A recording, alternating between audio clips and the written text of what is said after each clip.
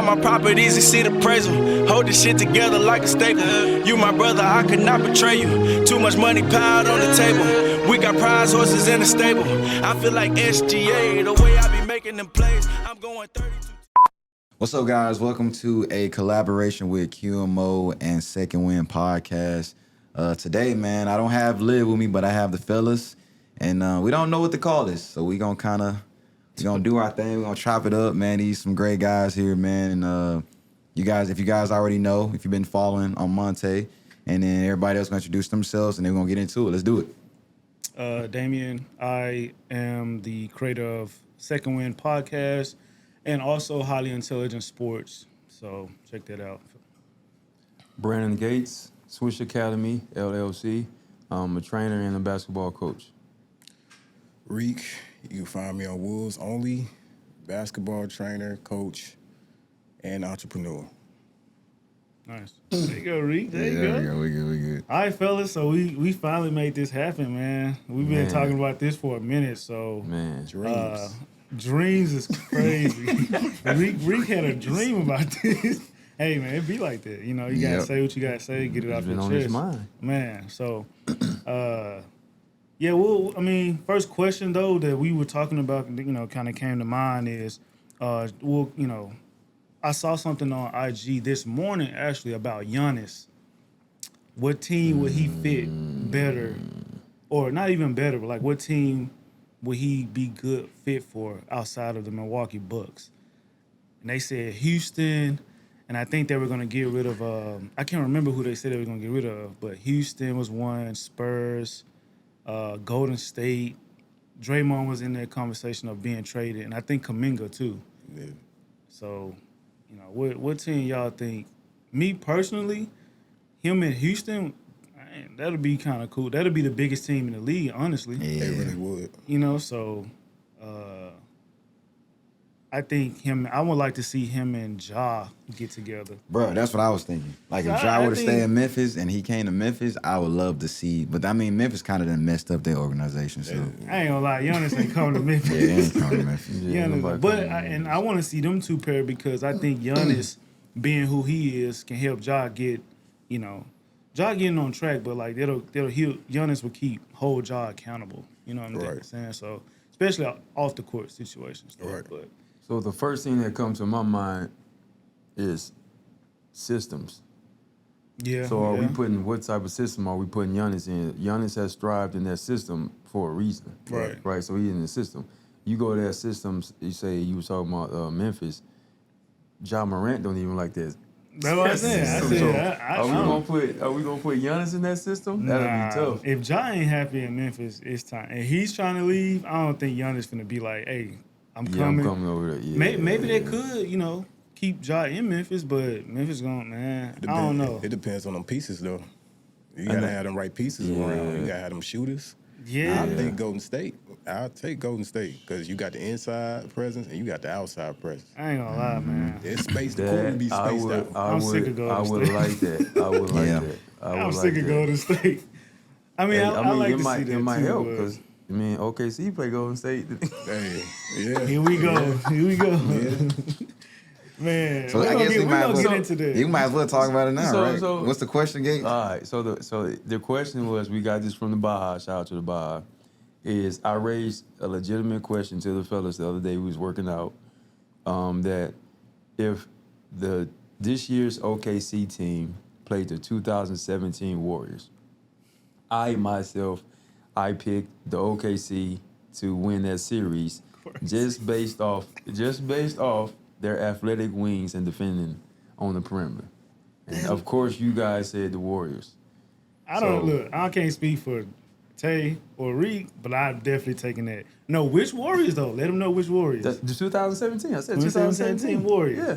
That's I'm KD, taking this year's. KD, Steph, Clay, and Draymond, Iguodala. Yep. Sean Livingston. We missing some people. We missing some pieces. JaVale.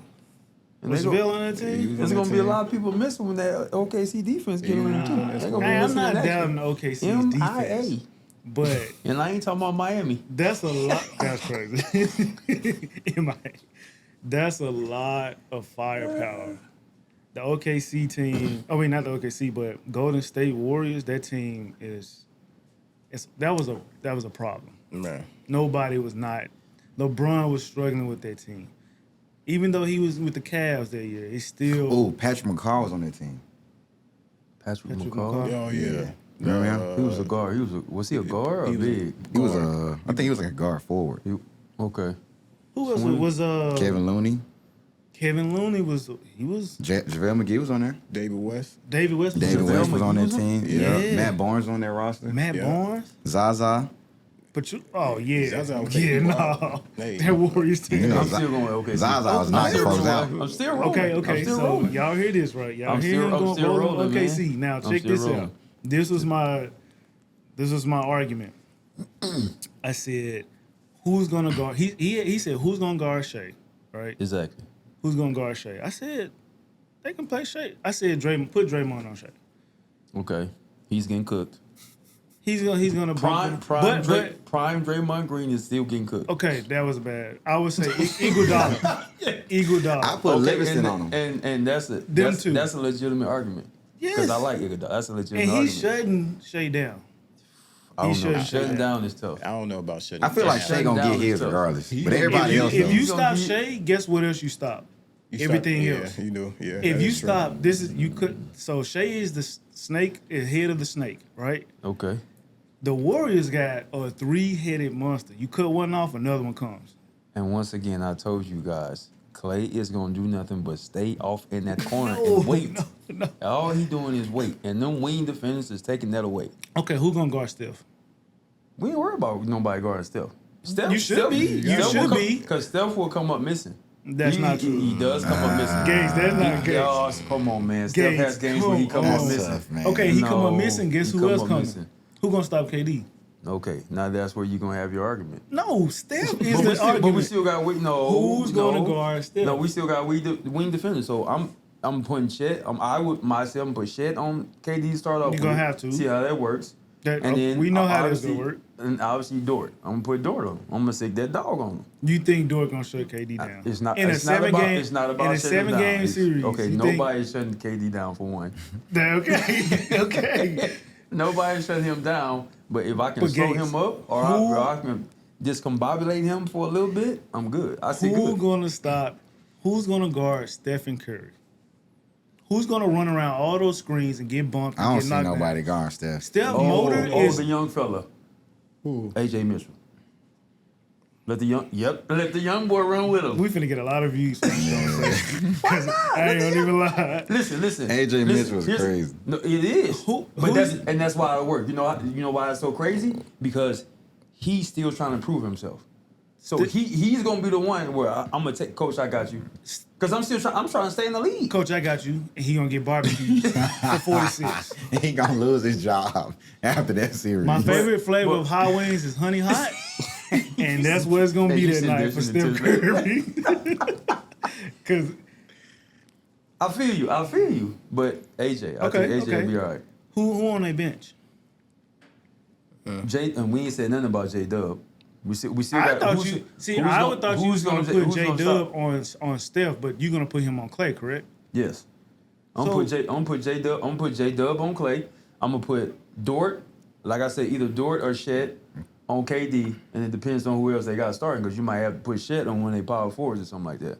So who is gonna guard Steph? Who's gonna guard Shed? Who's gonna guard J Dub?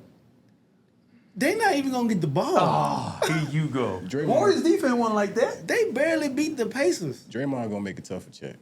He gonna, especially in 2017. Let me ask you something. Did this Pacer and OKC game go to Game 7? Did you see how disrespectful Wemby did to Draymond Green? All right, this old Dre. Well, yeah, this Draymond Draymond Green coming down. Decline. Like, That's yeah, Come man. on, like- man. I'm talking about the height, man. Shed is still what, seven what? 7'1", Yeah, 7'2"? 7'2". 73, something yeah. like that. Hey, good luck. Okay, Draymond. let me ask you this. This past previous finals Okay. against Indiana, Okay. was that game? Did they go Game 7? Yeah. Yep. Yep. So you Yep. mean to tell me this OKC team here who you struggled go. with the Pacers Here you went go. Game 7 with Halliburton and what's his name? Pascal. Come on now. And you think this team can mess with I'm still Gates.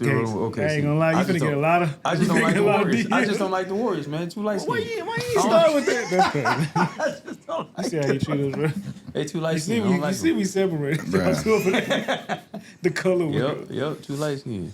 All right, that makes sense, man. But this Chris Paul and Ty Lue situation, man, it's cutthroat in the league, man.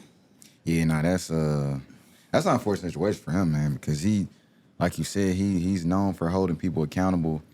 And then going into the Hall of Fame, your last season, bro. Man, this was supposed to be his what's they Going called? away, like yeah, going going away. away. Yeah. They're going away. Yeah. He like, hold up. What They did it like Draymond tell Paul Pierce? They don't love you like that. That shit don't. Yeah. Bro. That's true. It's just unfortunate with Paul though, man, to be on, for this to happen to him, you know. But Chris Paul, like you said, Gates, Chris Paul been Chris Paul since he Got in the league. You know what I'm saying? he's So in the league. why are you surprised? Nope. And it's not like, I don't know, we don't obviously know what's really going on. We just, there's speculations and stuff. But from what players have said, like, it's tough to play with Paul because Paul hold people accountable. Right. Right? Don't like, you know, grown men don't like that, man. We don't like getting on, man, watch out. Hey, he just trying to hold you accountable, man, you know? So, It's a different as a- age too, though. Now, though. It is. You got the Yeah, social that's media, true, the yeah. people talking. Like, they don't want to be yeah, embarrassed. Chris can get away with that back then with like KG and them. Now, everybody a little too sensitive, so they don't even necessarily take what he's saying directly. They taking what everybody else's opinions is about what he's saying. Nah, they ain't even listening to what They're I'm not saying. even trying to That's listen crazy. to what he's trying to tell them. Because Yeah. what he's trying to tell them, he's trying to tell them the real. That's going to help them. Yeah. So, Here's my thing about, and when you listen to the other guys that's talking about it, right? The Lou Wills, the Boogies, the Charlie Villanuevas, the Theos, even Stephen A. When you gather your information, the perspective I'm taking is, number one, this guy's a first round Hall of Famer. Correct. Like, there's no questions about that. That's number one. Number two, just not too long ago, he told everybody, "Hey, I'm gonna retire." Yeah. So why would you even treat somebody like that? Right. Like it's something different, something totally different. When Yeah. you bring them in and say, "Hey, Chris Paul, we not necessarily liking how the relationship is going between you and quote unquote whoever whoever it is, you know. whoever it may be." yeah. Can y'all either sit down and talk about it, and or can it be a thing where maybe you don't come to the next couple of days to practice the games? Right. Right. Take some time off from the how team. come? Yeah. How come you don't just handle like that instead of Take a leave after. Yeah, right. disrespectfully? Yeah. You find out at 3 o'clock in the morning, hey, you been let go. Like you don't treat nobody like that. And they said he apologized to the team too. And then I heard that. Yeah. So the fact that he as a man was like, okay, maybe I came at y'all a little too tough. Y'all ain't know how to handle it. I apologize. Let's move forward. Even that still went unnoticed. So now you treating this first round Hall of Famer. Yeah. Like that, like somebody said, I forgot what podcast, but somebody said like y'all treat him like he was like the 15th person on the bench, Man. and he didn't Crazy contribute to the league. That look good. That He's a look, first round ballot Hall of Fame. Like, how do you do that to this dude? and that don't look good for the Clippers. Let alone, I made this move back to LA to spend time with my family and to go out with this organization Correct. Right. as a Clipper, Correct. and this is how you want to do me. Right. Like that within itself, that's where I find the disrespect as he's saying, I want to be with y'all, I want to retire with y'all, I want to come home, be with my family, let's make this work. And then y'all be like, you know what? Nah, we're gonna let you go. Nah. Yeah, I feel like another reason why, like, how that all that news came out, how he said he apologized. Maybe him saying that this gonna be my last year all happened at the same time when he apologized to the owners, Lawrence Frank or whoever. Yeah. He got on about. Maybe that all happened at the same time. Yeah. Yeah, but They make him I feel mean, like still. But did he apologize? Was it to the team or to like the The organization. admin? It's the organization. Yeah. Okay. I read a comment that said, "Cause Tyronn Lue got a ring, Right. so he feel like, hey man, I got a ring. Like you can't tell me." Again, you remember we talked about it last night. It's almost like Paul may be feeling like, you know, I'm a Hall of Famer. Right. I'm this many I've been to this many All-Stars. yes, I don't have a ring, but that doesn't take away all the other things that I was able to bring to the game, a game of basketball. So now you fighting somebody who won a ring with a Hall of Famer. So it's like, hey, man, I got a ring, bro. That's wild. You can't really tell me what to. And I don't know if that's the case, but, you know, in this game, it's all about rings. It ain't even really about, like, player accolades, man. Because you can do all this. He ain't got no ring. Man, maybe that ain't his fault. You know? Maybe he had really a team around him. You know what I'm saying? But see, like even with that, with the whole championship, a ring, quote unquote, or perspective. Yeah. I don't too much hold weight with rings, right? Because we know we all played. Right. You don't respect the guy that was at the end of the bench and he got a ring. Exactly. You don't respect him. Because if we going based off rings. Then he might. Is he better than exactly right? And so that's the same. It goes as that's the same to go with. You got a guy that hasn't won a ring.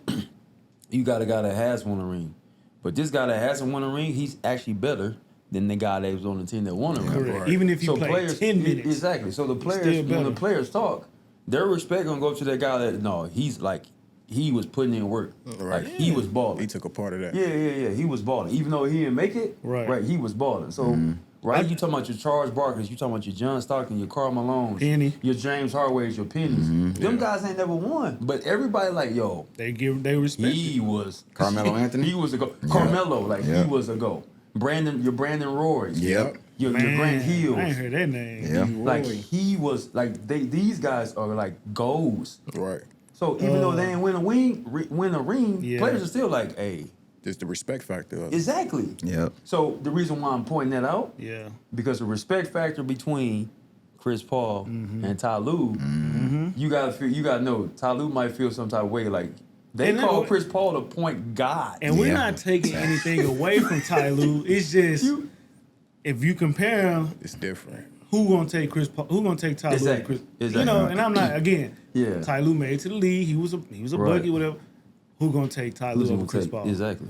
That's what I'm saying. Other than his family. It's kind of like what we was talking about earlier, like when you asked about practice last night. And I was like, yeah, it was cool, man. I said, it's like comparing. Oh, let's talk about this. I said, it's like comparing.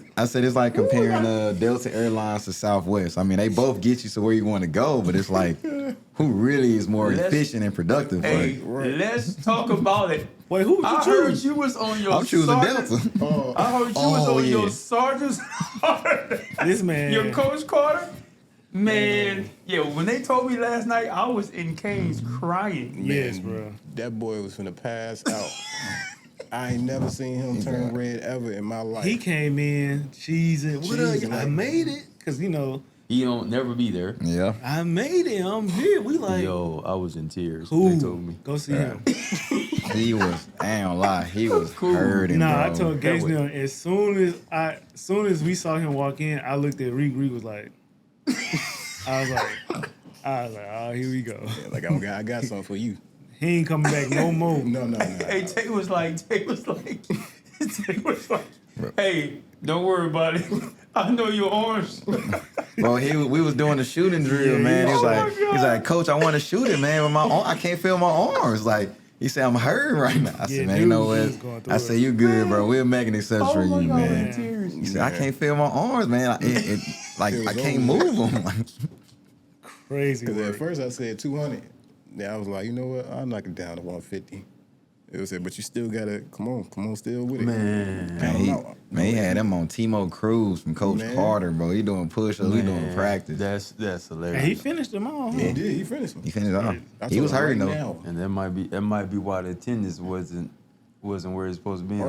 Guess what? You ain't finna see him for another probably 3 months. Yeah.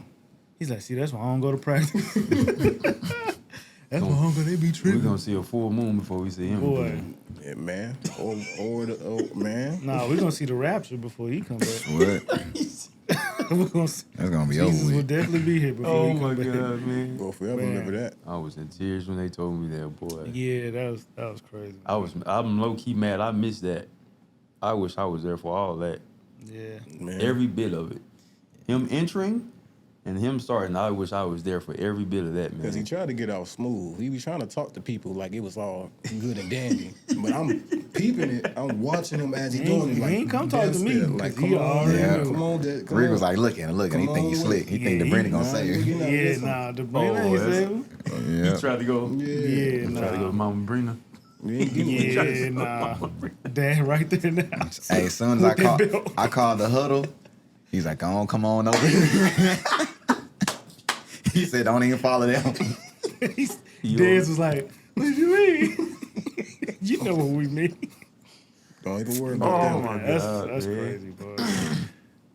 Oh man, that's hilarious. We might as well transition into the coaching, man. What's y'all thoughts on being a player, then going into the coaching side of it? That's a good question, man. Riq? Nah, let Riq go last. No. You right, go first. Riq go. I'll say one of the things that I had to learn is the patience. Because me as a player, like I told y'all some of the things I did as a player, I'm not proud of it. Like I had a real temperament for people who wasn't obsessed with it just as me. Like if you wasn't in the gym with me every day or just in general, then it was a problem for me. Because that means you wasn't as passionate about it as I was. So that means during the game, when adversity hit, I can't trust you. So like I would have situations where I would go back and forth with my coach, back in practice, back and forth with the players, like outrageous, like because I'm trying to like, it's nothing personal. I'm just trying to push you, because either one or two things you're gonna do. Like I always say, you either gonna quit or you're gonna push through. Yeah. I'm trying to make one of them come up. So you gotta like, if I can't trust you, I can't. You can't expect me to pass you the ball or expect me to think that you're gonna communicate with me on the defensive end. Like I can't. So I say like the patience with that, with the coaching, and I say learning different personalities. Like everybody confidence ain't the same as everybody. So you gotta like I can't yell how I would yell at say like a Desi. Yeah. To it from a tie. Like I gotta find that little niche, that little middle part, that fine line, and pick and choose who I can yell at and who I can't. Because everybody confidence, they don't move the same as everybody else. Right. So I say that's one of the major things for me. Yeah. No, that's a good answer. I think for me, patience, but more so just the knowledge of the game. Yeah. I mean, as a player, when I played in high school, college, I've always had a pretty high IQ for my age at the time, even now still.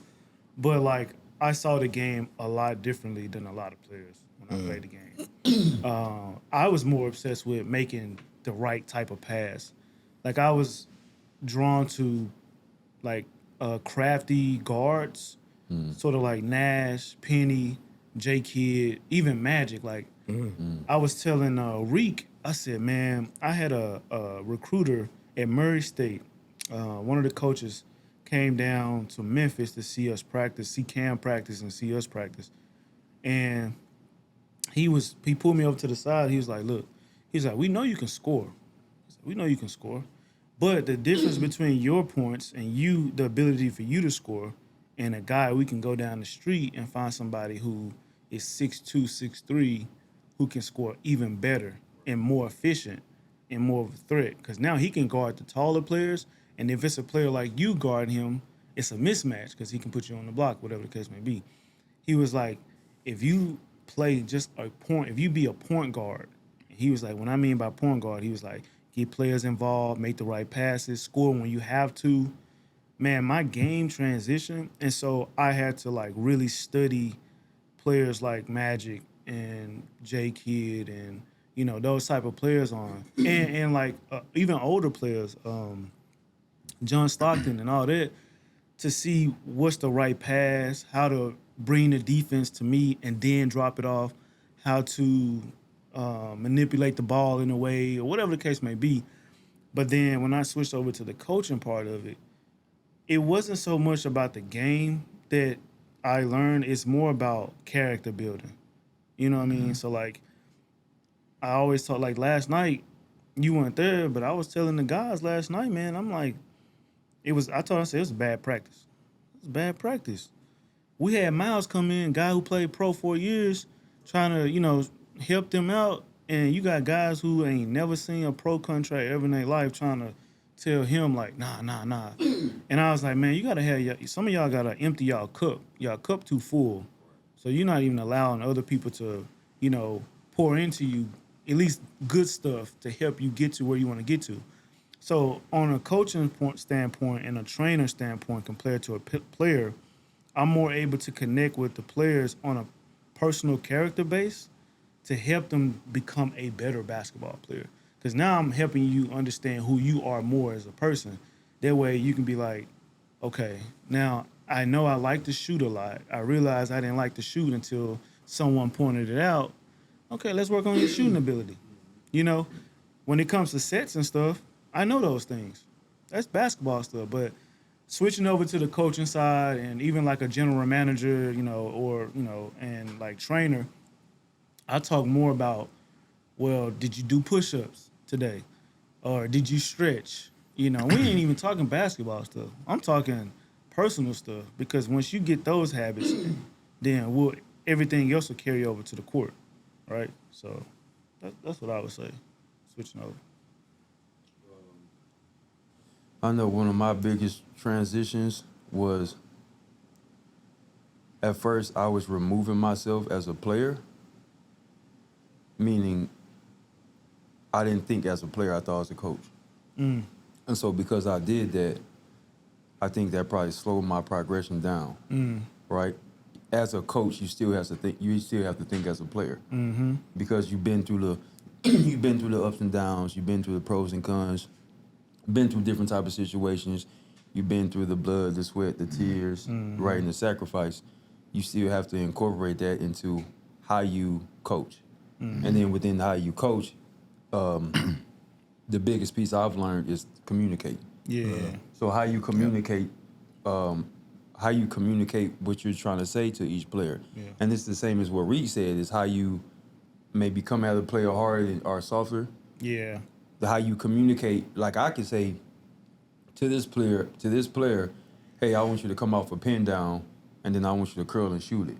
To another player, you might have to say, hey, this person at the wing is gonna set a down pick. You're gonna sprint up the floor. You're gonna catch it, and then you're gonna. So it's how you communicate the same thing over and over again, but in different ways. Right. So that was one of the biggest things I had to learn, is that communication piece. And then the second thing, to me, it was, how do I make everything I'm telling you translate to you and your personal needs, and then at the same time make it comfortable for you in that particular situation. So and we are all trainers. So even as a trainer, I may do something and I've evolved into this. I may say, hey, come off of it like this or get into it like this, and they do it, but they do their own thing. Right. And I used to stop them and want them to do it the way I wanted to do it. But then after a while, I was like, nope, they done made that their own. Right. Right. So you wanna always make sure that player is comfortable with what you're doing. If they do it another way, but they make it your own, but they getting the same results, then that's all. Yeah, that's what matters. That's all that should matter, right? Right. So when you coaching, and once again, it's going back to what all of us are saying, and this was you talking about that person's character and how you developing that person, because every person is individualized. How they learn, how they process is different. So you want to make everything that you're doing, you want to make it a habit where they make it their own. And then obviously as coaches, we never stagnate. So we always learning and growing. Correct. So, and we was kind of touching on this last night, but how I learned terminology through going and networking and working with various people in LA or whoever, working with y'all, or whoever, coaches. My coach I'm with now in college at Phoenix College, the coach I was with at Red Mountain, like you always growing and learning. And so you putting that into your library, and then once again, same thing with me, I make it my own. Right. So whatever I pick up and learn, I may throw something out, I may keep it, I may keep a lot of it, I may throw away a lot of it, but I just make it my own. And I make it my own, I make it fit to whatever I'm doing at the time, and I make it fit to that individual or them set of individuals that I'm talking to and communicating to and trying to implement at the same time. So that was probably one of the, or two of the biggest pieces that I learned, man, as far as being a coach. And I think one of the main things is, for me personally, is I had to understand the way I was brought up, everybody ain't brought up the same way. Mm-hmm.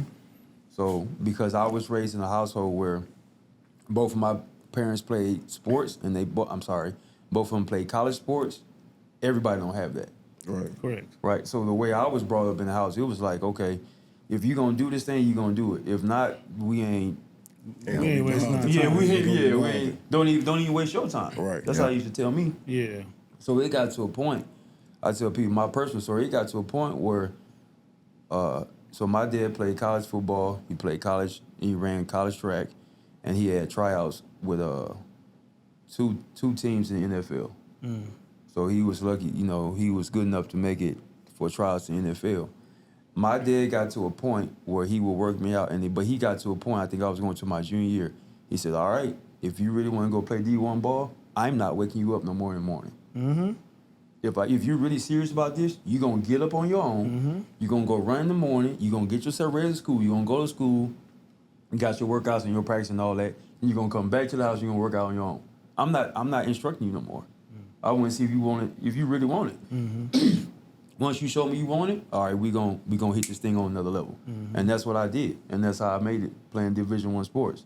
Because I had to make a decision to be self-disciplinary, where I got up myself in the morning and did my own thing. Mm-hmm. Some of these kids don't have that these days. Yeah. They don't have that effort, that work ethic. They don't have that discipline, that self-sacrifice to make those steps. Yeah. And they don't understand, like, really how hard it is just to play. I don't care what level it is, just to play college sports. Yep. In general, man. And that's what we trying to tell the guys that we work with now at the Mesa Monsoons is, and it's okay. Like most of these guys haven't played it like at a high level, collegiate, right? Mm-hmm. And so you have coaches and trainers who have been there, who have seen it, who's been around it, who's just in that world. Mm-hmm. Again, empty your cup. Right. Empty your cup. Like, you come in, if you say you want to be a professional, you gotta be a sponge to people who have seen it and who is around it. Yeah. Yep. You know what I mean? Yeah. So that's what we're trying to kind of get these guys to understand. And there's I would say this, starting off, obviously, it was challenging. Yeah. But now, we had to keep chopping that tree, so now they're starting to catch on, they're starting to understand. Yeah. And it ain't even the basketball part. Right. It's just the discipline. Yep. Yeah. Coming to practice consistently. Mm-hmm. Making excuses. Being honest with yourself. If you being honest with yourself. Right. Being in the gym. We ain't even got to the sets and the skill set. We just need to see the discipline first. Yep. Before, like you said, your dad said, I ain't gonna push you. I ain't gonna wake you up. I'm not gonna tell you, hey, Brandon, I need you to get For what? Yep. If you hungry, You you gonna tell me you Yeah. hungry. Yeah. Yeah. Then I'll cook for you. Right. If I see you in the kitchen burning up stuff because you hungry and you want some food, Right. let me go in here for this boy to burn some. You know what I'm saying? Right, And that's right. the analogy. I always like using analogies, man, because when you use analogies, people understand it a lot better. It connect. But Nah, yeah. are you gonna say something? Oh yeah, no, I was just gonna to answer that question with the player coach. So like when I played, like my experience was like a lot different because like I don't know if you know, but like me and Damien was like teammates in middle school, and I was like the worst player on the team. So like for me, I had to actually like Worst players. You want the worst. I want the worst, but on I was probably like we had 15 guys on the you roster. want the worst. You probably second worst. Yeah, I'm probably like second, third.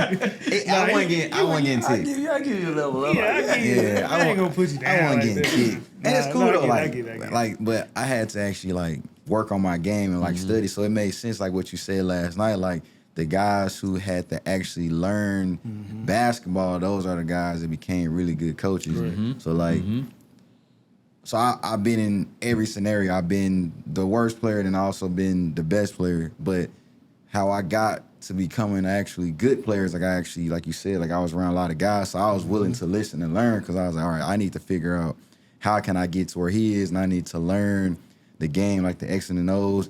And as I got better, I started getting around more experienced players like Antonio Burks. I got to work out with Jason Tatum. I was out there with Drew Hanlon for the summer. Zach Randolph, we connected. He had me come out there and work out with him in California. I worked out with Shabazz Muhammad when he was a lottery pick, playing with the Timberwolves. Got to see Jeremy Lin. So I was around all these cats, bro, and it was like, damn, like, it's really levels to it. Because you notice the difference from an NAI player to a Division I player. The mentality is totally different. Obviously, NAI players, you got to really get it out the mud because they wasn't giving out money like that. Right. So when I played college ball, I had a part-time job in the summer. So, we were still having summer workouts. So I'll give you an example. I was working at UPS, and I worked the graveyard shift. So I would have work from 11 p.m. to 3 a.m., but we would have practice or open gym right before that. I would go to practice, open gym, and then go to work at UPS. And then sometimes after work at UPS, 4 o'clock in the morning, I go straight to the gym, get shots up.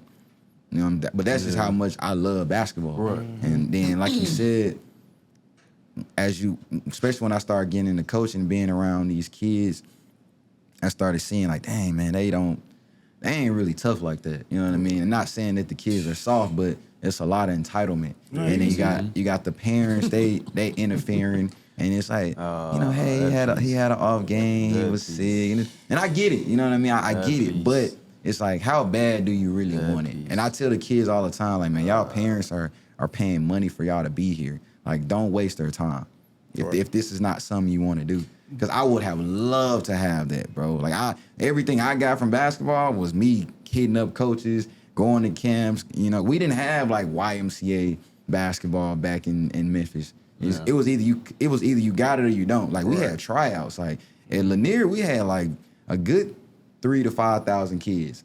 And you had to actually try out, bro. We had 100 kids at the tryouts. He could tell you, like, 6th grade, 7th grade, and 8th grade. So, and thankfully, from me playing street ball all the way till the time the tryouts came, I was good enough to make the team. And how they did it, when we go to school that morning, we have a list right in the hallway where everybody come when class let out. And everybody looking at their list. If your name went on the list, it is what it is, my boy. And that's a harsh reality, bro. Especially in Memphis, because they'll talk about you. They gonna talk about you. it. Made the list. You sorry. Exactly. Guess what? You gonna hear it for the whole school year. And check it out. That list, you gonna see that early in the morning. So mind you got a whole day of school, bro, that you gotta deal with. Like, damn, man. So and then when I started coaching, and like they said, the lingo. So coaching the kids, I was like, okay, cool. So it was a lot of learning curves and learning how to communicate with them. And then my biggest thing was, because I had coaches that killed my confidence, I said, I never want to take the fun out the game. I still want you to have fun with the game. I still want to find ways to keep the kids entertained and into it. So how I communicate with them, I talk, I still yell at them, but at the same time, I would pull them to the side, like, hey, this what we doing, this what I need you to do. Hey, I'm still gonna keep that encouragement so he understand, like, okay, coach rock with me. Like, he believe in me, because that's the biggest thing. Because coaches, man, they could make a break a player. And I've had coaches. So many times. I had that, man, and that's a terrible feeling to have, man. Especially at a young age. And then transitioning to coaching with y'all, coaching adults, now it's like, now I'm understanding the lingo. Like, when we be at practice, man, Gates be talking, I'm like, fuck is Gates talking about? You know what I'm saying? But y'all never know, because I'm being tuned, like, yup.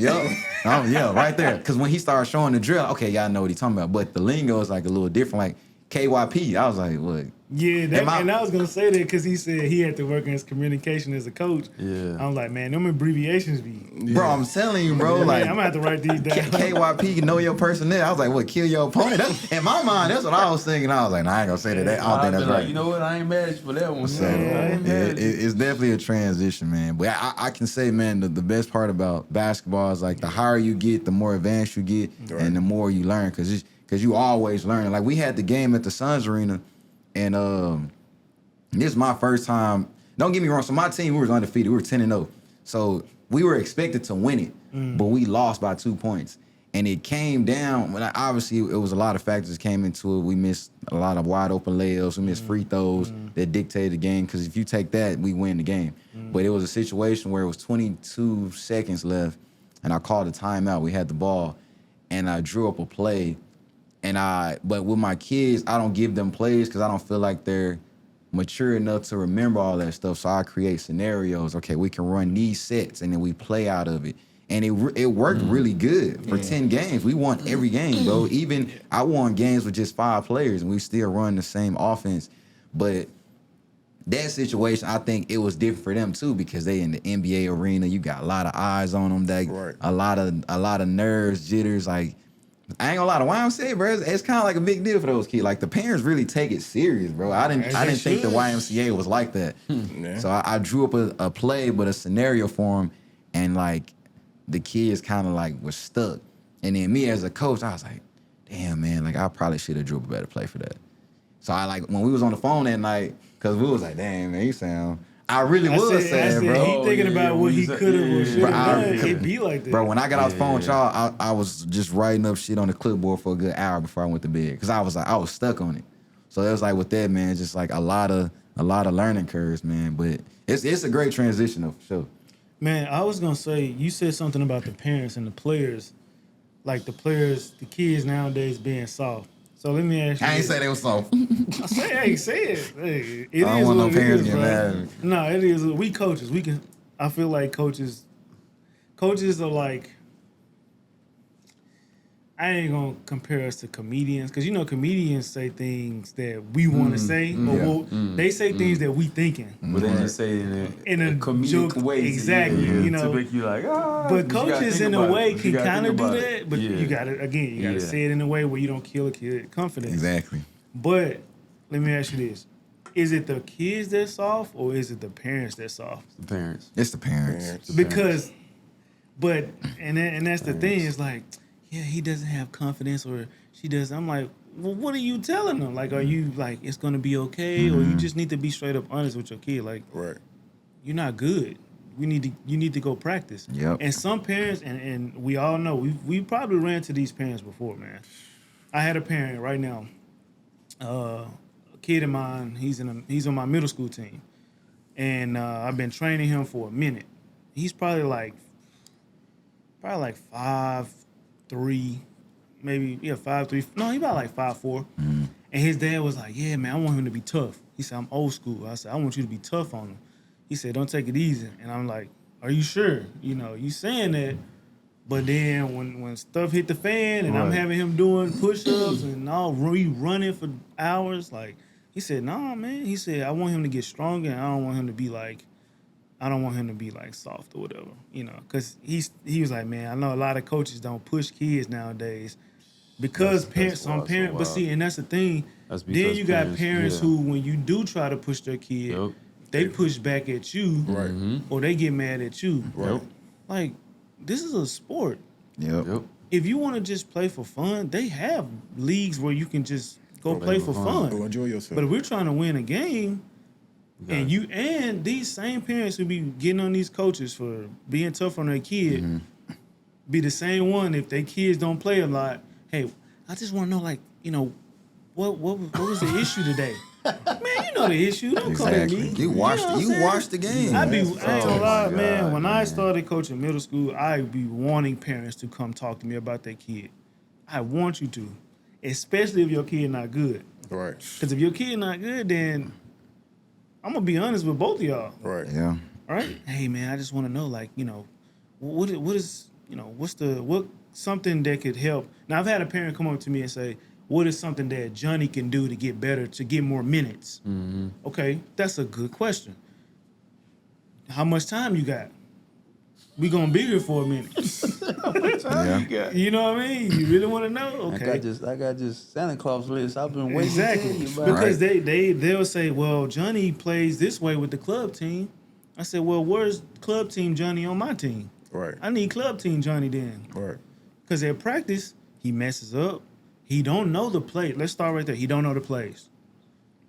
He don't know the plays. I can't play him if he don't know the plays. And we're talking middle school.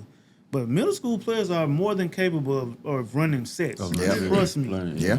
I've been coaching middle school for about 4 or 5 years in total. And this middle school I coach here, man, I had these group of kids, man. And that's one reason why I kind of stayed for 3 years, is because, man, I wanted to see these kids develop. And, man, these kids developed. They bought into the system. We won 0 games. I was telling y'all, We went 0-15 my first year. And one of my players now, he was like, Coach, I don't see how you stayed after the first year. I would have left. I said, well, I trusted the process, and everybody was coming back. So first year, 0-15. Second year, we only lost 2 games and made it to the playoffs. Second round of the playoffs. And that was the first this middle school has ever seen that, because this school is like 4 years old. No. This school is brand new. So we only had 7th grade my first year. We didn't have 8th grade because it's K through 8th now. The gym is a cafeteria. Oh, yeah. We got the stage right damn near underneath the basket. I hate that, dude. And so, having to work with that, man, these kids buy in, and I didn't have no issues with no parents. No parents. No parents came up to me because everybody played. Right. I did a 5-5, and then I subbed the other 3 in as within the 5. Right. And I say with that, like going back to what you're saying with the parents, I feel like because me recently working with kids and seeing how the parents are up close and personal, because college, I could do that all day. Yeah, it's adult. But it's when you dealing with parents on a consistent basis, it's like, listen, I'm not gonna be the same trainer that your son was or your daughter was training with prior to me. Like, I'm gonna be real with them. Right. Like, anything we do is gonna be detail from detail, and we gonna walk it through. We'll do this same thing over and over until we get it. And then either 1 or 2 things gonna happen. They're gonna want to stop doing it, or they're gonna continue to want to get better because they want to get it so badly that they want to get better. So, like, it takes a village to raise a child. It does. So if I'm doing The right village, too. right village. So if I'm doing my part, you want me to be tough on them, you got to do the same thing at home. Because if I'm doing my part, but you're not doing your part and being tough on them, it's the improvement of trying to make them tougher. It's not gonna get to where it's trying to get to. Because at the end of the day, it's all about your environment. Correct. And on top of that, the people you around. Because I can speak for myself, and same stories. Like, when I messed up on basketball, or if I was being too soft, they'll let me know. Hey, you being soft, get off the court. No. You better not shoot a jump shot. Go to the rim. 94 feet. If you don't communicate, if you don't lock up, if you don't go to the rim, get off the court. You don't belong on the court with us. Hey, what Coach Phillips say? Hey, man, take off. You know what that means. Take off. Start running. Take off, start running. And You know what that means. Man. Yeah, and like, I had my cousin on my mom's side, they was all basketball. Like, my cousin, he coached at San Jose's. My other cousin, he was like one of the best players in Indiana, like at his high school. But they was always about basketball. So when I was growing up, my mind, I got to prove them that I can be on that same type of level. So I was going the extra mile for anything basketball-wise. It even got to a point where they was like, man, you ain't taking it serious. I took that all the way to college just to prove a point to them. So you can ask a lot of people, like, I would go years. Like, I went 5 years, 6 years straight of working out at least 5 times to 6 times a day, every day, starting at 6 a.m.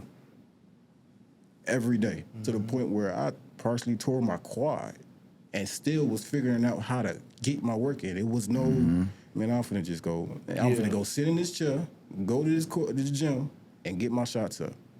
Period. And you say you was hurt? I was hurt. So check this out. So the same kid, his name is Ian. I told him I was gonna name drop him on the podcast. So Ian, Shout out to Ian. Ian, What up, he's a Ian? character. Ian? Ian is a character, man. He always talk about how Ben Simmons is his favorite player or whatever. And I just be like, bro, That says a lot. yeah. I've never heard that before. He's not serious about that. I be like, dude, if you say anything about Ben Simmons again, I'll make you run for the rest of the day. What?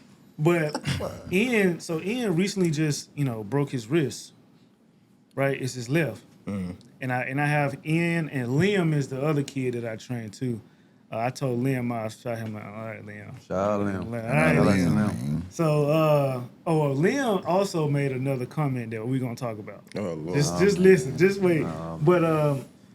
So I texted him recently. Got Ben Simmons. I got. Nah, it might be. It's a different conversation. But Ian was like, "Hey, coach, I don't think I'll make training. I broke my wrist." I was like, "Who crossed? Man, I'm like, who crossed you over now?" And he was laughing, And I was like, which hand is it? He was like, it was my, it's his left hand. I said, cool, I'll see you at training on Wednesday. He was like, are you serious, coach? I was like, yeah. It's like, you got two legs and you still got another arm. Right. We can, your jump shot finna be pure. Right. One-handed, we can do one-handed shots. So he's right-handed. He's right-handed. I said, we can work on your right hand. He was like, he didn't show up. But I told him, because he kept texting me. He was like, Coach, were you serious? I said, yes, Ian, I was serious. I said, even though you hurt your left hand, you can still work on something. Right. You can do some skips or run, stay in shape, squats. I said, when I got hurt in college, we at University of Memphis, when I played football, we had something called Muscle Beach. I hurt my hamstring. Okay. Do upper body. Or I go through rehab, obviously. But they never let you sit down. They're not going to let you just sit down. Right. If you have crutches, you can work on Upper body. yeah. Sit down, work Muscle on your Beach. body. Yeah, don't think because they said the Muscle Beach. I think what it's for is for guys who want to fake injuries, want to just get out of it. Nah, what's hurting? Your shoulder? Okay, get on the treadmill. You doing something. Yeah, so like during practice, I would have to walk on the treadmill. The way they built a whole lot of new stuff for the football team. But it was still a nice facility, but the way this facility is set up, the treadmills were like there's a weight room and then you go up some stairs, a few stairs, and then the treadmill was at the top, like on a stair level. And then it's like a big glass. You can just see into the fields. And so during practice, they'll have us walk on the treadmill the whole time doing practice. Watching practice? Yeah. Yeah. And so I liked it, So At that point, it's like you might as well should just practice, bro. that's, Ain't no way getting out of there. that's why they do it, because like, are you hurt? Okay, don't think you finna sit down and just chill. Chill out. It don't work like that. So and then after practice, you got to do rehab. Still gotta get your Yeah, so you gonna be in practice, or you gonna be at the gym or the field or whatever the case may be, until practice and everybody leaves. Yeah, you still getting that work in. Still getting that work in. Yeah. But man, yeah, me growing up in a sports household, man, I didn't really have a choice. My grandpa, my dad, my mom. Mom played basketball when she was pregnant with me and in college. Dad played. Same with me. Yeah, Dad played professional football. He played tennis, track. This dude was an all-around, just straight-up athlete. So my grandpa can hoop. Honestly, my grandpa probably can still hoop right now with some people. And he'll let you know about it. So shout out to Grandpa, because he definitely would talk trash. And he don't care how good or where you at. He don't care. And so being around my mom, my dad, man, they're coaches. My mom still coach. My dad still coach. And just my dad been around so many professional athletes his whole life, most of his life, man. His knowledge for basketball and football is crazy work. Like crazy. This dude be predicting stuff. I'd be like, dude, how do you know? Like I'm an Eagles fan, and I think the Eagles, we had just played, man, it was right before we played the Cowboys. My dad and them a Cowboys fan, and my dad was like, so. They had just beat somebody. Oh, Kansas. On Thanksgiving. He was like, the Cowboys, yeah. Yeah, Cowboys, and he was like, we beat Kansas, we're gonna take the Eagles down. We're gonna beat the Eagles. I'm like, man, whatever. Sure enough, they beat us. But see, he always predict those things. And he just be knowing, because one, he been in the system. Right. So he know. But two, I just like, dude, this man knowledge for sports is crazy work. Because my grandpa got the same knowledge. My mom too. My mom knows, we watch all the time. She'll hit me up. You watching the game? You watching the game? So, but Liam. Yeah, I got This is for you, Liam. Liam said right now, right now, he said Dylan Brooks is better than 𝐘𝐨𝐮𝐬𝐢𝐯𝐿. Come on. Yeah, he got a lot to learn. Hey, man. He got a lot to Mind y'all, he in the 7th grade. Yep. No, he in the 8th grade. I was just going to say that's okay. He got I a said, lot why to do you learn. That's think? coming from an 8th grader perspective. Exactly. I said, Liam, Yes. why do you think Yes. Dylan Brooks is better than 𝐘𝐨𝐿𝐮𝐬𝐯𝐿? He can have that discussion at at lunch. I almost 7 and ended the 6 training burgers. session. Yeah. You can I said, have don't that be discussion with disrespectful them. to K. Not gonna. Don't do that. Because Yeah, Lakers come on, game bro. dropped 30. I'm not. That's probably why. I'm not why. entertaining that. Yeah. Now, I'm not like, saying don't Dylan entertain Brooks that. ain't hooping. No, yeah, That's not what we saying. Yeah. Yeah. But to go out and say he's better than Cade is No. crazy work. That's crazy, man. No. Yeah. No. Yeah, And I man, heard we Gilbert tripping. Arenas No. mentioned that he said Dylan Brooks, whoever your trainer is, he kind of gave him like a round of applause. It's Right. like, yo, you've been Been working working. with your trainer. Yep. And I was like, that's a head nod to us. 'Cause Right. we train players and we work on development. Right. And so I was just like, I got a question for y'all. Y'all know y'all trainers. Yeah. I was gonna say. I'll start with y'all I too. got a good More question so for you is- about that too. Riq, what is one of the challenges you experience as a trainer that your players, like just as working with your players that you train? What is the challenge that you? I say That was- it all depends on the athlete itself. Yeah. I say if the player don't want to be uncomfortable while training, you're not going to get better. Because usually when I train people, I want them to be uncomfortable the whole workout. If we just being comfortable while we training, are you really getting better? If we want to do that, we could just get shots up. Right. But nah, every weakness you got, from your movement to your footwork to how you dribble the ball to where your pickup is on your pockets, we gonna work on all that. And you not gonna like it because you ain't finna finish with your right hand, all left hand, different kind of footwork, different kind of ways, English is all that. So like, I always been the type of person like with the details with training, like what is the weakness of the player? What can't they do? I know what you can do. I already watched your film. All right, I know who you are. What can't you do? So like even when I asked you last week, send me them shooting percentages of Nail. Yeah. So I know exactly what we need to work on. Right. So now he's not gonna be as comfortable in the workout. Now we doing something that he could bring to the season, upcoming Right. season. Right. So now if a defense try to force him that way, force him a He certain been angle, working on it. He been working on it. So Yeah. you can't guard him that way no more. Now you got to figure out on the fly as a defense how to guard him. And just by making that adjustment, I say that's probably been the biggest challenge with other players that don't see it like that, Yeah. because they just want to be, especially now, they just want to be comfortable. Yeah. That's it. They don't really want. They say they want to work, but once you put them through that adversity, and you start to see their character and how they Oh, go yeah, about their yeah, daily yeah. routine of trying to get work in. So I say that's the being uncomfortable part has been the biggest challenge. I say. Okay. Gates. I'm gonna say confidence. Mm. Because obviously we're living in a day and age where it's got to be, the results got to be right now. Yeah. Instant gratification. Yes. So that means if, let's say I'm working on the player's left hand, and I teach my guards, when they attack the basket to create space, and especially when you got an athletic big, I want you to get into that big's body first, and then I teach extension and high and wide. So let's say we work on that. Let's say they have to make 10 of them, and I'm very intentional of how you make your 10. So I'm like, if your 10 don't get above the square, it don't count. Yeah. So let's say we work that, right?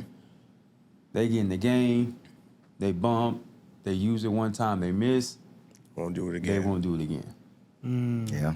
Right? So that confidence piece of, okay, I did get into his body, I did get the shot off, he didn't block it, but because I missed, now I'm finna try to just go up and throw it over my right hand or try the inside hand. Right. And now it's like, it's not gonna work. So the confidence piece is huge. But the caveat to the confidence piece is, if I'm only getting you once or twice a month, It's not gonna work. it's not gonna work no ways. Yeah. So now you don't have the confidence because you haven't repeatedly or consistently becoming, and we've been working on this stuff. So I think that once again is the biggest thing for me is the confidence enough to use that and apply it in that game situation. Because I try to do my best, as Riq said, like probably we all do. I watch film, either I watch film or I get a chance to go see him play. And so whatever I see, we work on that, or whatever they come to me like, hey, such and such happening in the game, can we work on this? Cool. And I try to put them back right in the live game situation, whether it's one-on-one or if I got somebody, with them. Yeah. But during this time of the season, AIA rules, high school players, they can only practice you can only be one-on-ones. Right. 6th through 8th grade, you can still do groups.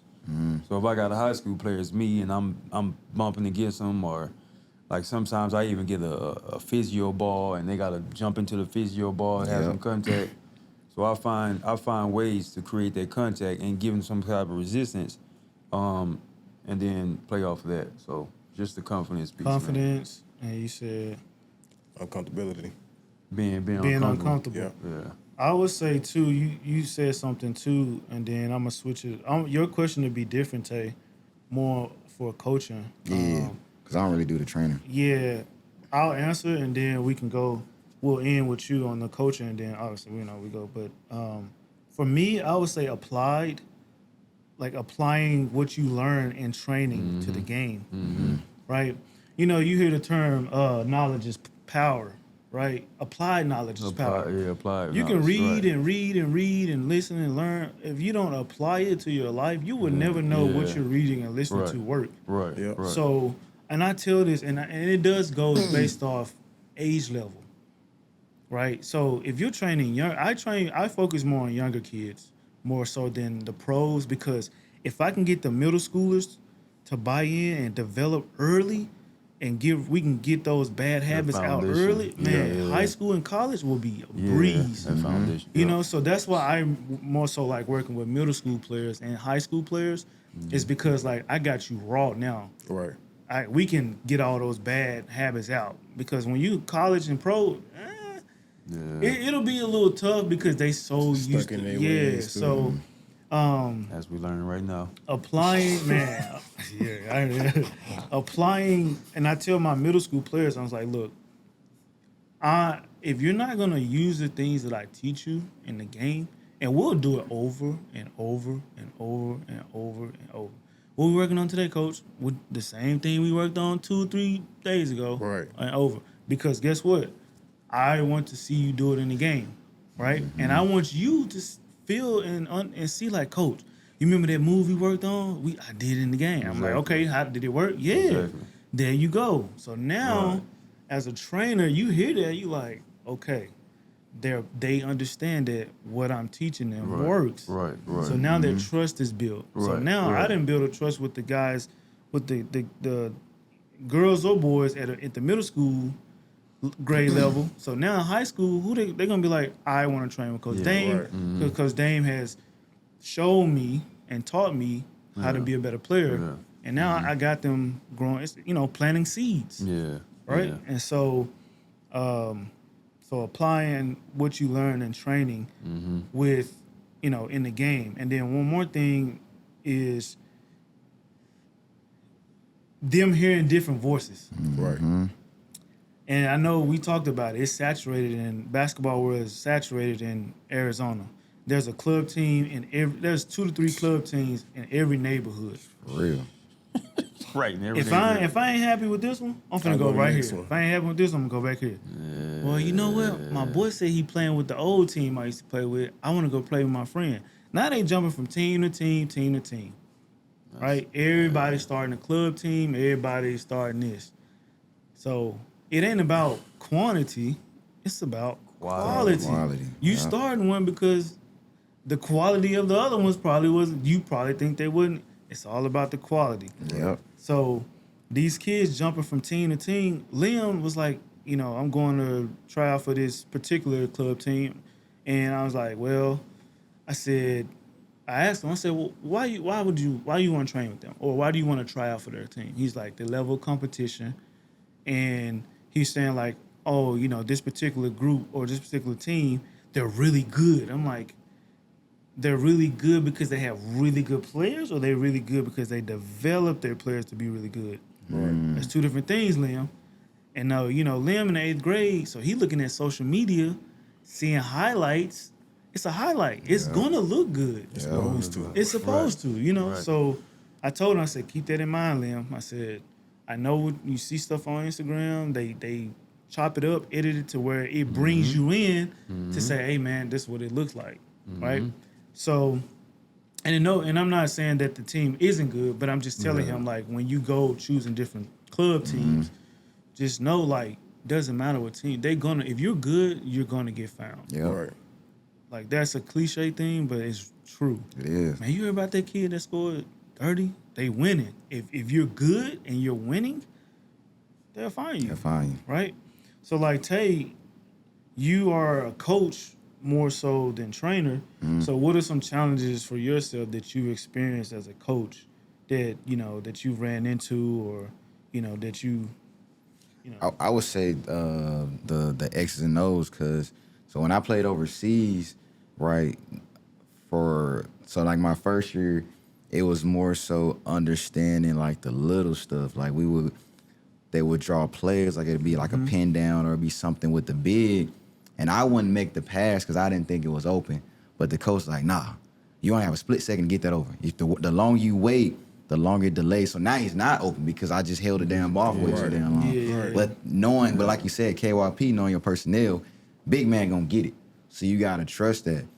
And then also being confronted by those players, like, bro, like, you gotta give me that. Like, I want the basketball. Like, I'm open. Like, just throw the damn ball. I'm gonna get it. So then when I got to coaching, it was like, okay, trying to figure out how to put guys in the right position. And then like we was watching the game last night. I said, bro, if he would have not have taken that dribble on that fast break, that would have been an and one alley-oop dunk. Yeah. Because he took that dribble, boom. Then the other guy took another dribble, boom. Now it delays. Bro was open for a good 2 minutes down there. He was already down the court. So now with my guys, it's like I try to teach them, like, hey, especially like my point guards, like, okay, we got to slow the game down and we got to be able to see the entire court. Because my guys, when they get the basketball, first thing they do is start dribbling rather than evaluating and seeing, okay, what do I have? Like, we got pressed in the championship game. Mind you, we didn't already practice this, but we was getting the ball, bro, and the press was kind of killing us, low-key. Like, that's how they was staying in the game. Because my guys would get the ball and they would hold it rather than getting it, boom. All right, like, if it's a press and we got the stack, boom, we pop it out, you give it to me, boom, I'm catching it, kicking it back. We trying to advance the ball because I said the way you beat the press is by passing the ball up the court. So my guys would get it and would hold it, and they would let the trap come to them. So now you can't pass the damn basketball. Right. So it's like the little bitty thing, like little things like that, trying to explain to them so they would get it. Because like I could say it, in my mind it makes sense, but for them it's like I might have to be a little bit more detailed. Like, hey, get the ball, catch it, swing it back. Let's keep passing, keep the ball moving, don't hold it. So like that hurt me. And then like I said with the and I'm still learning X's and O's. That's why like when we had our workout with the TBL squad, I wanted to practice on that to try to like create plays and see if they could run it.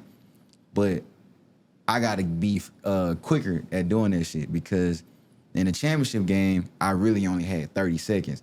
And the play I drew up, I really didn't like the play, but because I was pressed for time, you were like, I gotta put something together. Get the ball we gotta get a bucket. And when I drew the play up, I was like, bro, I did not like that play. And then I talked to Will.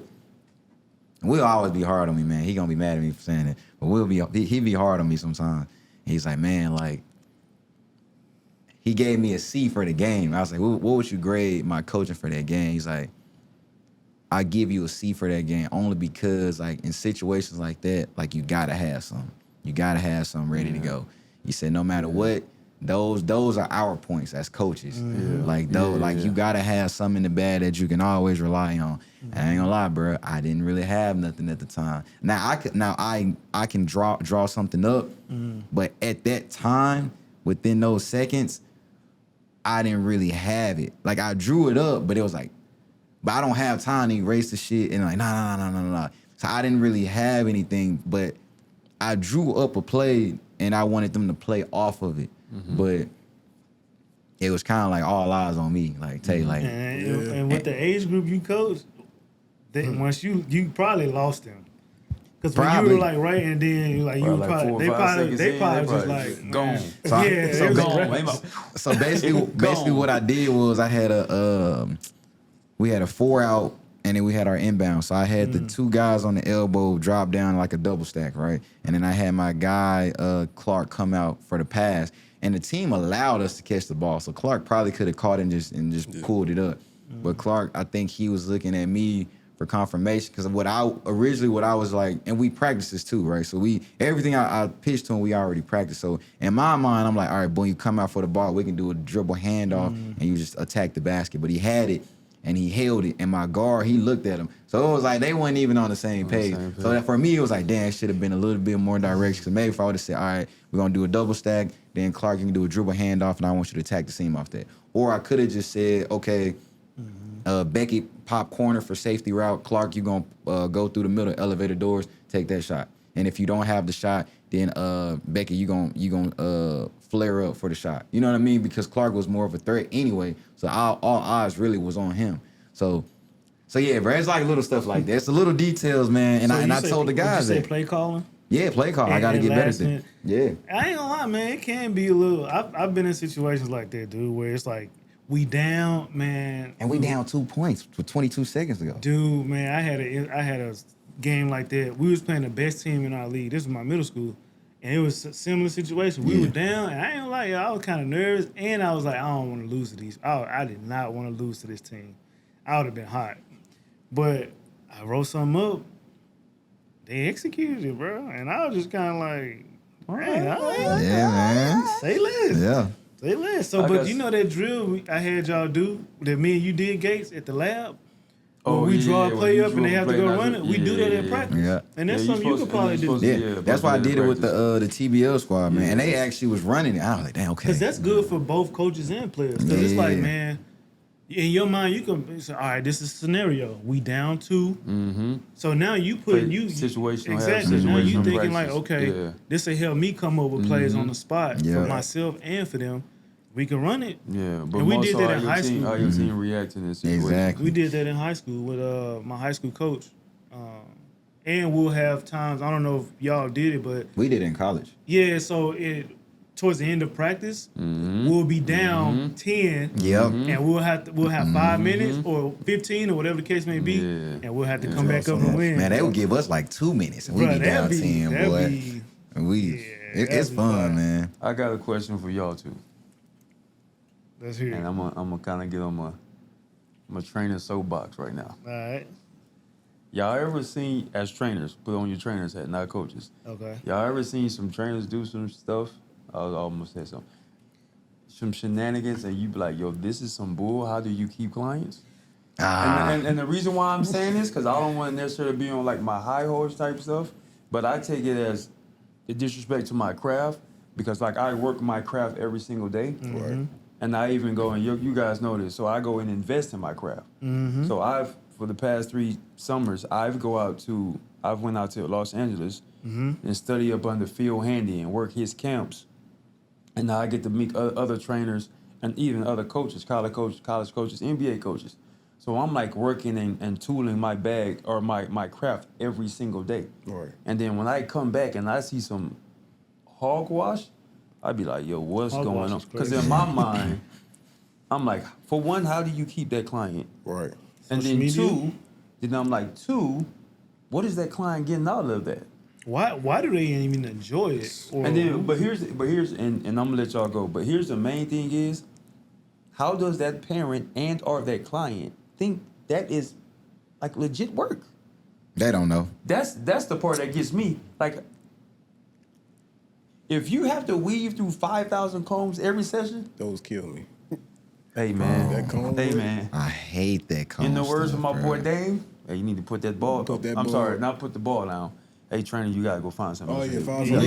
You need to go train something else. You gotta go do something different. So once again, it's not like I think I'm all that with what I'm doing. No, but I at some definitely point I'd be like, yo.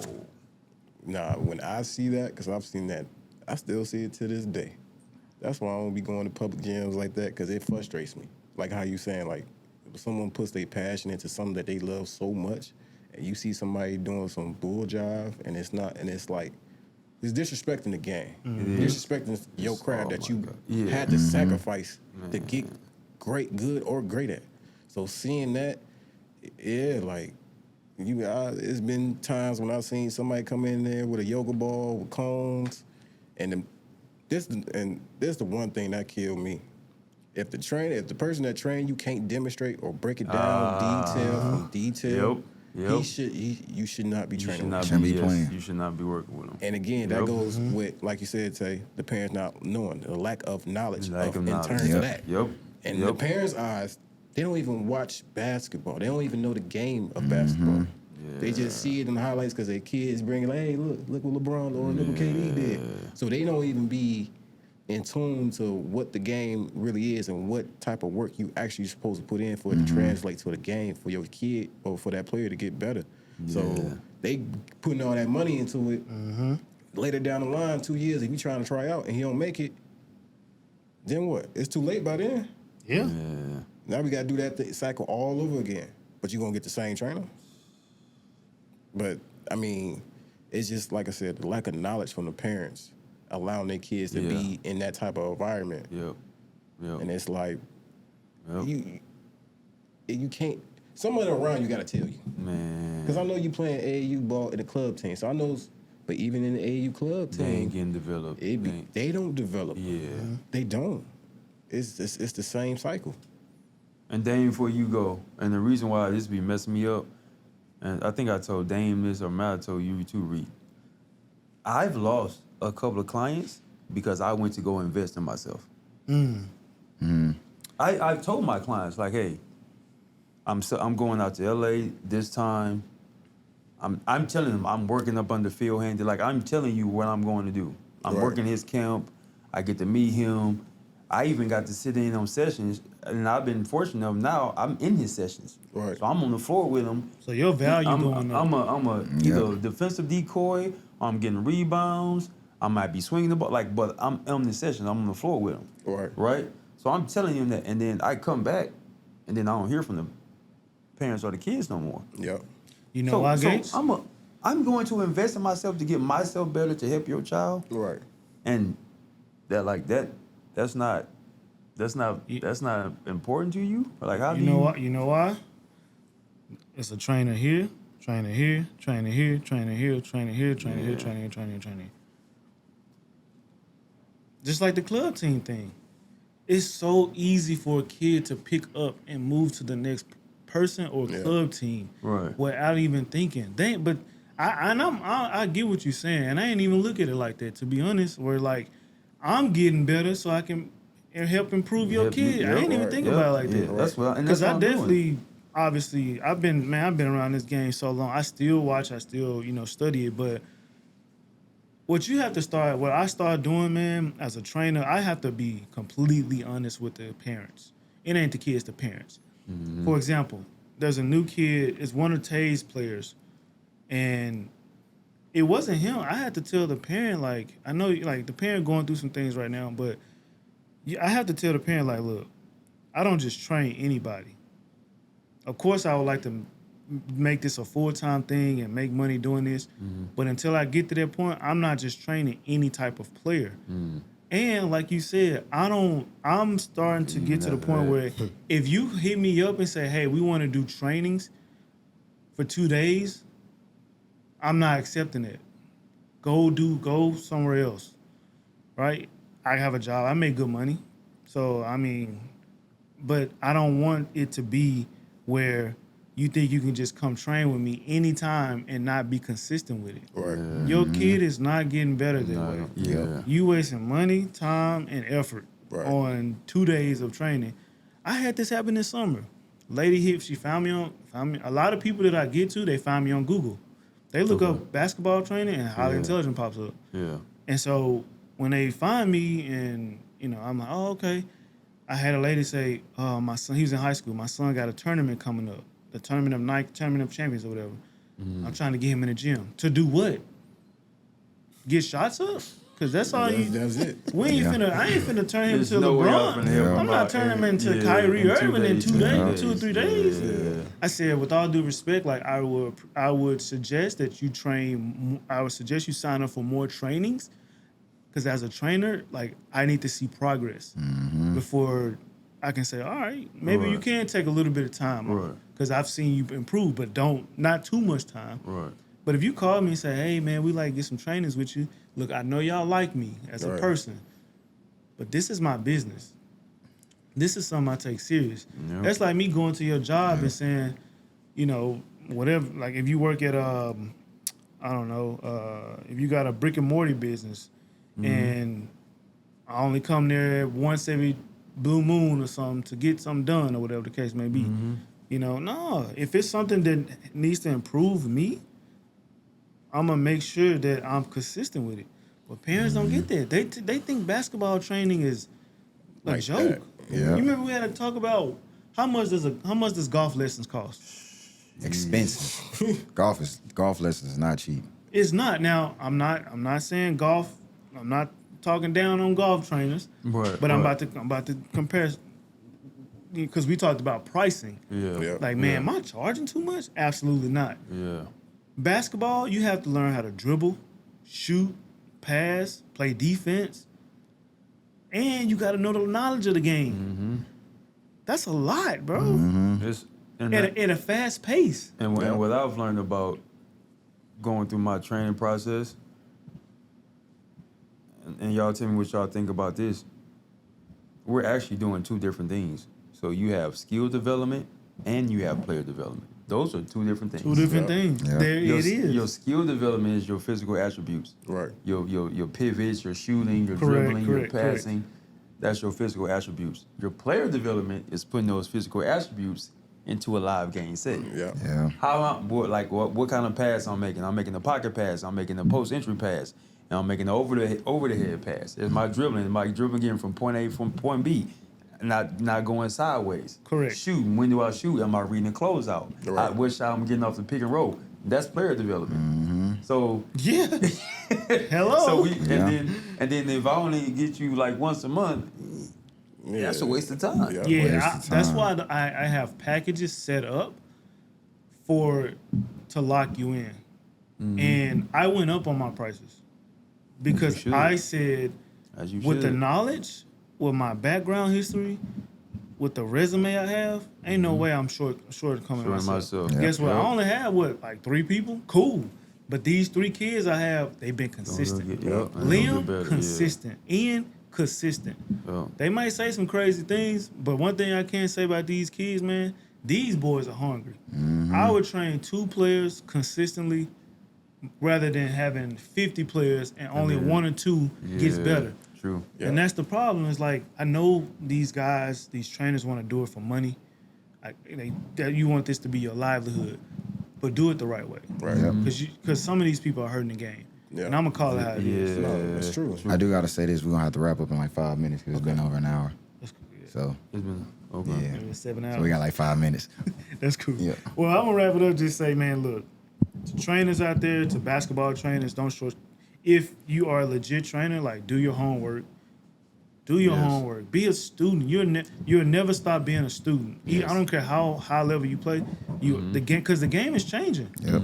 Old school players see that the game is changing. Shaq probably looking like, man, this game has definitely changed. Yeah. So we never stop being students. So empty that cup and continue to be students and be sponges, and don't short yourself, man. Because if and no disrespect to golf, but if golf trainers can charge you so much, and you only work on about 2 or 3 things, which is the swing and I don't know what else, from what I've seen, we can charge for having to teach your kids several different things. Yep. And like Gates mentioned, skill and player development, two different things. 2 different things. So- it's 2 different things. But man, it was good talking to y'all today, man. I know Sure. we already knew we was gonna go. Yeah, sorry, Alexis. I wanted to say, the one thing I wanted to say about working with you guys is myself, obviously Dame and Riq, we're all trainers. But when we first started working together, I would probably say all of us probably came in with egos, Oh yeah, I ain't gonna lie. right? Because we're competitive by nature. Right. So I'm We pretty doing sure the we same came thing? in.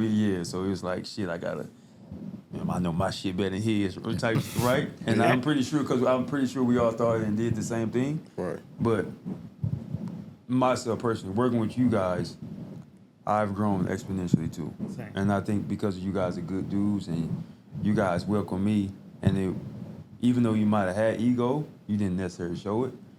And I think because of that, like, we just been feeding off each other so good. And I honestly love working with you guys, man. So I have fun with you guys. And obviously, now we're building a relationship and we're building a brotherhood. And I know we ain't got to worry about that no more. But the reason why I'm saying is for you trainers out there, there's nothing wrong with being in the gym with a productive, good trainer. Yeah. Not no BS, with a productive, good trainer that's actually going to sharpen your sword. Yeah. There's nothing wrong with that. Iron sharpens Right? iron. And because at the end of the day, it's really not about us, it's those kids that we training. Right. So if I can take something from Riq, if I can take something from Dame, and I can train whoever I got next time, I'd be like, hey, I seen this. And give your guys credit, right? Give you guys credit. I give Phil Haney credit, some stuff I've seen, Drew Hanlon, Tim Martin, right? I give your guys credit, and then you know what I'm saying, just get better as a trainer yourself, because like you said, you don't want to stop growing. Right? Yep. But the fact that, like I said, I can work with you guys, and I can feed off you guys, and we can just mesh so well together, I think that's a plus. Yeah. Yep. Because now we're building, obviously we're trying to build a professional team and professional players. And I think because of the fact that we can get along and that we can mesh together and we can work together, that's going to help the players. Because at the end of the day, that's what we're trying to do. So I want to say that before we left, because I don't think people probably understand that should we doing the same thing, but at the same time we understand, what's the point and what's the goal. So The burger method. yeah, I appreciate y'all for that, man. Absolutely. Likewise. Yeah. Go ahead, Riq. He hit on the head. I say, going back to the trainers, man, it's all about growth at the end of the day, man. At the end of the day, we all got one common goal. Like Gates was saying, man, it's all about the players at the end of the day. If they not growing at the pace that they need to grow, you cheating them and you cheating the game. You cheating yourself. Yep. Yeah. So, like, put things in perspective. Be around people that may even be better than you at training. That's how you're going to grow. Open your mind to broader things. Be uncomfortable. Be uncomfortable. Yeah. Be uncomfortable Good. having conversations, and even at times you may not see eye to eye with other trainers. That's cool. That's fine. You can always find that middle ground to learn from that individual. We all still learn to this day. Yep. To this day, and if you are willing to stop learning, you won't grow. So always be willing to grow, no matter what the circumstances is, situation is, because that's a part of life, man. You always gonna learn. You always gonna grow. You gotta adjust to as you go. So always be open to that, man.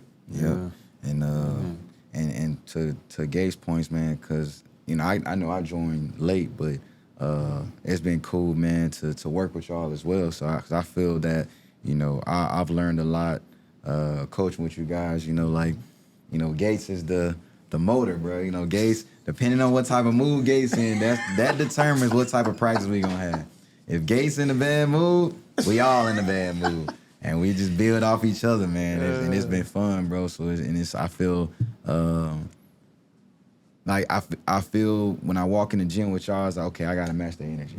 So I gotta be on point. So and as practice goes on, it's like I get into it, bro. I get very passionate. Like we would tell you at the workouts, not yesterday, but the last TVL workouts, me and we was having a conversation about the guys, and you was you having them doing the live scrimmage like half court.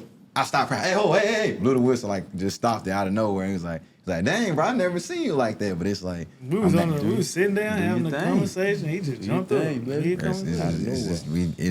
the energy, bro, and it's like you want to have people like that that's gonna challenge you. So, with that being said, guys, man, thank you guys so much for watching. I'm gonna go first, share my logo, share my name and all that, because I gotta go pee. But guys, make sure you like, follow, subscribe.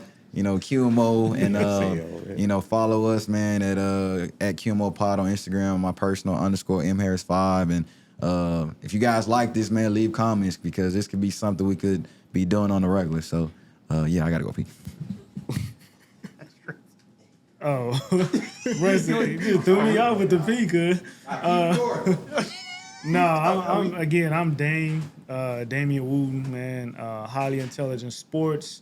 At Highly Intelligent Sports on Instagram. You can find us on Google. We are, if you look it up, we pop up, obviously. And then the Second Wind podcast also. The podcast is mostly informal and information based to help athletes find like their second half of their life. So after your sports career, I'm the guy you want to come talk to, and I can direct you on how we can find that second purpose in your life. Because I know a lot of athletes go through withdrawals when their career is over. So yeah, just let me know if you guys need anything, trainers, coaches, anything, So yeah. You can find me swishtrainingaz.com. You can also find me on Instagram, Swish_player_development. Once again, Brannon Gates. Swish stands for successfully working to improve your smiles and your health. Appreciate it. You can find me at Riq Wolves Only, or you can go into Wolves Only on Instagram. I know, like these guys are saying, our own brand means something. My brand means family unit. I built that because I want the brand to feel like a family, and that's what I feel like it's really about. You build that family, hey, the sky's the limit after that. So make sure you follow. Yeah, and that's it, y'all. Thank you guys for tuning in. We're excited. Again, like Montae said, this could be something that we could be doing more of. I mean, we do this outside of this too, so. Right. All right. Man, y'all still talking? No, we done. I just wrapped it up, bro.